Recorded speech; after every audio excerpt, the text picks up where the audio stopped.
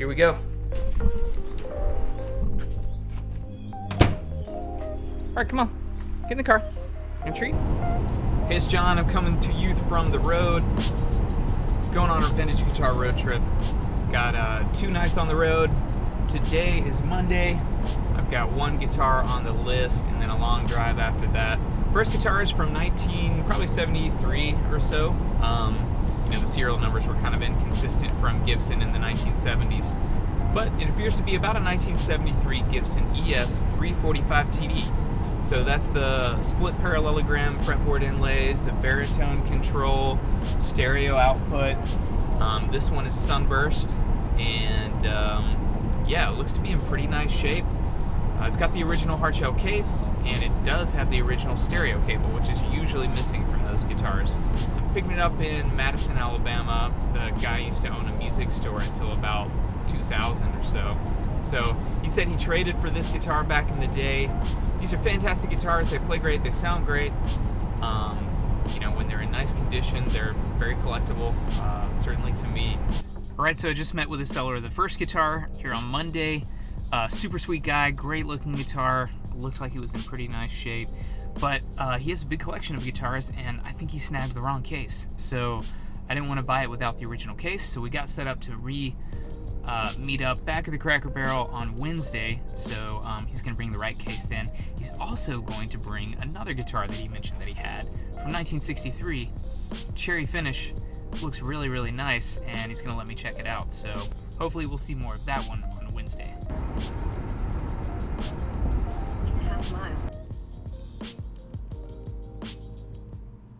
Guitar Safari Day 2 starts early.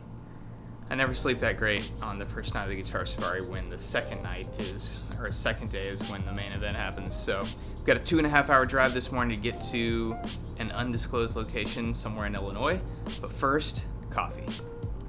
So the story on this guitar is actually that I found it back in 2013, looking around online, ended up being able to connect with this couple, and the husband was the original owner of the guitar. The wife was posting about it online, and I saw it and was completely blown away by the condition, and it just looks like a prime, not worn out .NET ES-335. It said 1961, and I could look up the serial number, and it was an A prefix serial number, and so the serial number indicated it probably left the factory around like June, I think. Maybe it was May 1961. But I think the guitar actually was made in 1960. It probably has a 1960 factory order number. I connected with them back then. Really sweet folks, but we weren't able to close on it back in 2013 because they weren't really ready to sell, and it probably wasn't a good financial time for me to buy that guitar then anyway. So I kind of forgot about it and moved on with, kind of smaller level guitars. Then in 2019, I bought it was a 1961 ES-335 in March, then a 1962 ES-335 in April, and I just, really, really am taken with those guitars right now. So I started looking around online and came across the interaction that we had back in 2013 about this guitar, and I thought, they weren't really ready to sell back then, but they might be ready now, so let's reach out to them and see what they think. So I sent them a message, and they were happy to hear from me, and I told them that my budget and my appetite for Gibson ES-335 guitars has increased significantly, and I was curious if they were interested in selling, and they said they would consider it. So I said, okay, great, and I tossed them out an offer. Tried to come really strong, on the outset, just because I didn't want a bunch of back and forth, and I wanted to, get a good price on the table quickly. So they took a week to think about it, and it was a nerve-wracking week, and I really tried not to focus on it because there was nothing I could do. I couldn't force them to take any kind of offer. I just tried to make it as good as I could. Then all of a sudden, Sunday comes around, and they reached back out to me, and we were able to come to a number really reasonably. So seemed like really great people. They do live out in Illinois, kind of middle of the state, and so I told them that in my offer I would include driving there and buying it in person in cash. And I am really, really excited to go see this guitar, and I hope it goes well. I think that it will, and I'll show it to you here in a bit. All right, I just bought it. Let's go inside and check it out.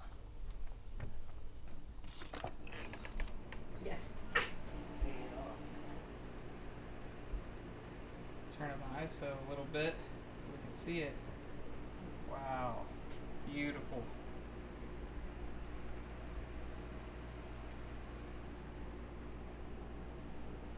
That case. All right, I just bought this 1961 Gibson ES-335. What's your name, sir? Joe. From Joe in Illinois. I live in Pekin, Illinois, yeah. And tell me the story on this guitar as far as you know. My parents bought this for me when I was probably about 13, 14 years old. I took lessons on it for a few years.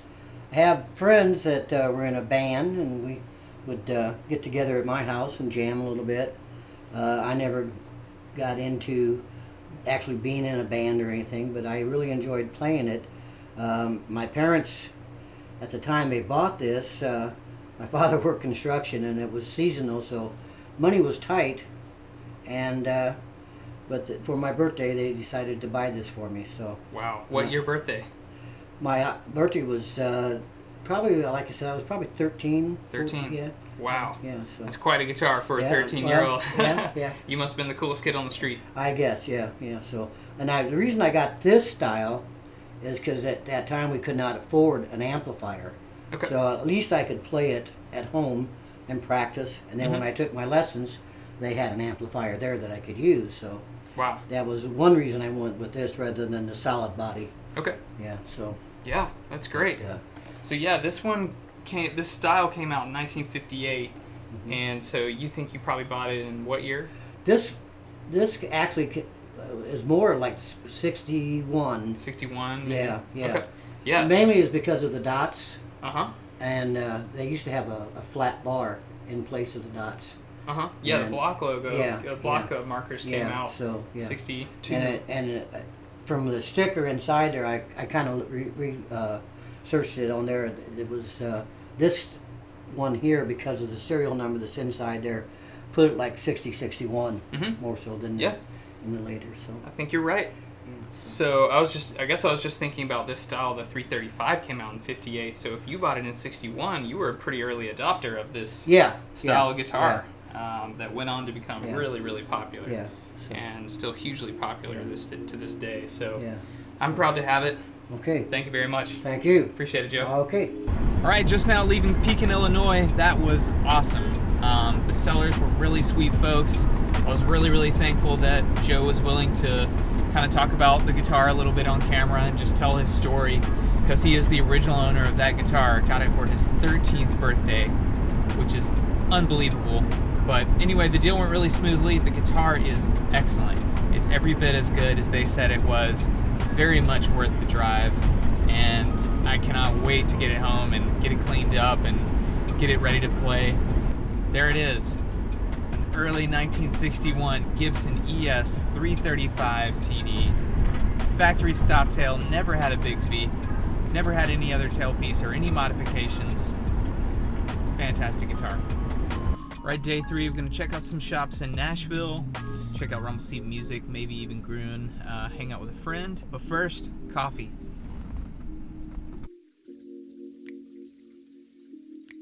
All right, I'm here in Nashville, Tennessee, out of Groon Guitars. Gonna walk in, just check out a few guitars before heading to another shop.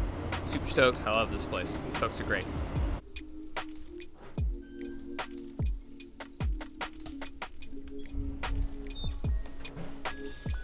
Right, I'm here in Groon Guitars in Nashville. Really incredible guitars here. Wanted to check out this 1928 Gibson Nick Lucas Special. It's beautiful. Lots of wear. Looks incredible.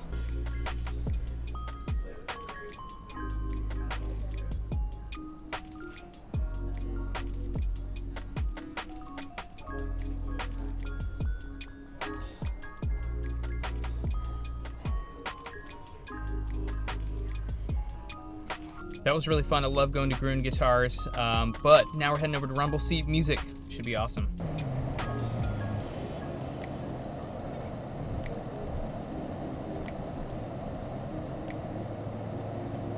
Hi guys, it's Tobin and this is Rumble Seat Music. Welcome, come on in and check it out. Thank you. This is awesome. So this is kind of our custom color room, and this is a Fiesta Red 1966 Stratocaster. It's got a big headstock and a transition logo, F-plate, and an original Fiesta Red finish, so it's just about as cool as it gets. Wow. Factory Sparkling Burgundy ES-345. This is 66, 67? 66, yeah. 66. It's totally unfaded, so that one probably never saw any stage lights. Wow. And I love how the red bleeds onto the binding. Yeah, a lot of the Sparkling Burgundy ones we have kind of turned brown. The top coat turns yellow, so the red and yellow together, the brown kind of gold looking color. This one's completely unfaded. That's really nice, really dark. Kind of their version of Candy Apple Red. It's a very similar finish. Yeah, I love it.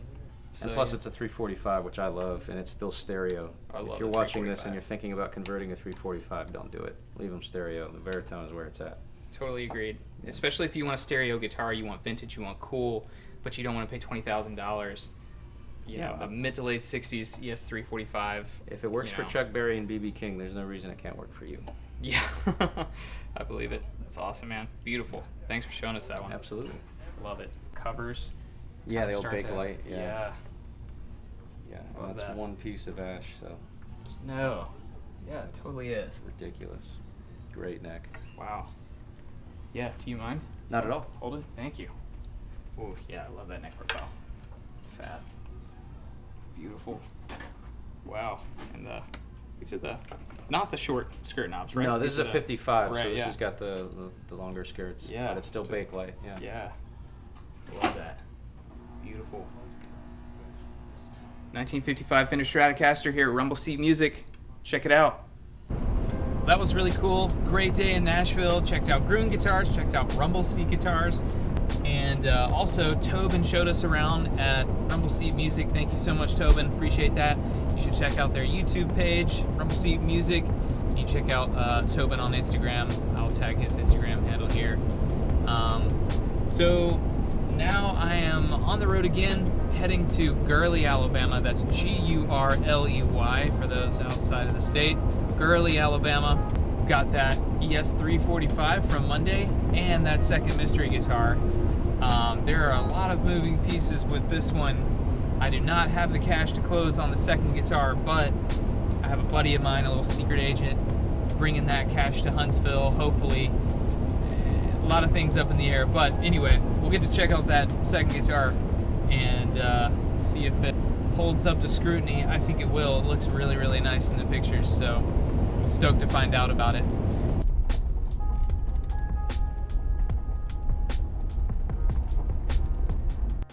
It's gonna be tough, for sure. So many of them This is gonna be a sweet one though. Can't wait to play this one. Really sweet. Alright, I just met with seller number 2. It was really, really fun. I did pick up that Gibson ES-345TD. It's about a 74, 75. Appears to be in really nice condition. A little bit of dust, but totally original except for that switch tip. So I'll just get a proper white plastic switch tip. But yeah, looked to be in great shape. It's got the original stereo cable, so I'm really excited about that. Seems like kind of a small deal, but I just love having that, you know, extra bit of original cord, you know, because it was never converted to mono, so it's always been stereo. It's got the original Switchcraft stereo cord. Really excited to clean that one up, get it playing right. And I did get to check out the mystery guitar, so you probably saw it in that clip. I was not able to close tonight, but you know, I had my my secret agent bringing me cash, and he wasn't able to bring it up tonight. But the seller's gonna hold it for me for a couple of days, so I'm really hoping we can close on that one in the next few days, because it looked gorgeous. I mean, it played amazing. It sounded so good. The middle position blew me away. I love the guitar. So hopefully I can close on it in the next few days. But for now, I'm heading home. I'm gonna get some rest tonight. So it's been really, really fun. Thank you so much for following the Guitar Safari. This has been a blast. I love sharing it with you guys. So thank you so much for watching.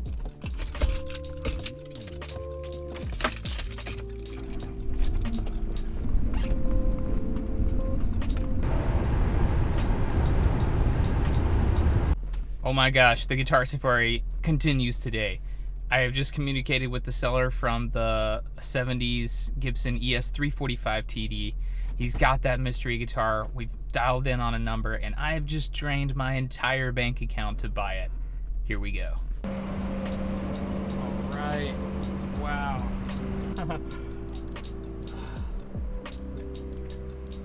Man. So nice. I love it. Wow. It looks so wild in this case, too. Yeah. All right, we're at the Cracker Barrel in Hartselle. I'm here with, what's your name, sir? Doyle. With Doyle. I've just bought this incredible 1963 Gibson ES-335TD. Doyle, can you tell me where this came from? Well, through the 90s, for about 10 years, I owned a music store in Huntsville, the string shop in Parkway City then. It's Parkway Place now. And a guy walked in one day with it in the case and said, I want to sell this guitar. He said a guy owed me some money and he gave it to me for the guitar, for the money. Wow. So I bought it and I loved it and I carried it home. Never really played it, and it needs a good home. I'm liquidating some of my collection, and I'm getting older. I'm not going to be. Yeah. I need none of my kids want it, so nobody to leave it to. So I'm going to start finding people that really like it and love it and want it. Yeah, well, you've done a great job preserving it. Yep. Thank you so much. I'm My proud pleasure. to have it. I'm proud for you to have it, John, and Thank I you. hope you enjoy it as much as. Of course, all I've done is kept it hanging on the wall. Never Yeah. kept it in the case. I learned years ago. Okay. Don't ever put a guitar in a case. Put All right. it under the bed. It'll ruin it. Yeah. I've kept it out where it could hear music and vibrate. Yeah. You know, it's funny. In the space program, I had an old man tell me one time, you buy a new guitar, put it on a music stand, set it in front of a radio, and play it for Okay. a year. Yeah. And I laughed at him.